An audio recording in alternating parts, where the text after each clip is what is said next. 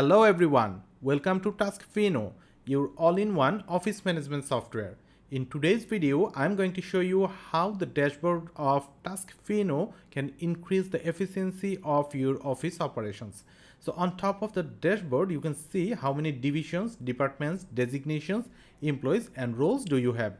After that, you can see the status of the leads. You can see the status of the asset summary. You can see the attendance summary, that is the attendance summary of that particular day. And after that, you can see the upcoming dues of your business. You can see the project status summary, and here is the overdue milestone summary. All pending leave will be visible here. Task summary is here, and here is the less work summary of your employees.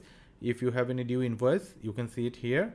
If any of your employees take personal loan, it will be visible here.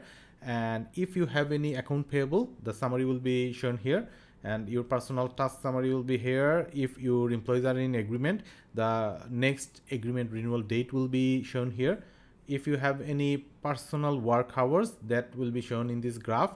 The upcoming holidays is visible here, and notice from the HR department or any other department, the notice will be visible here. And here is the income and expense summary. So isn't it very interesting that without digging further into each module, you can see a overview of your business? Isn't it interesting? Thank you.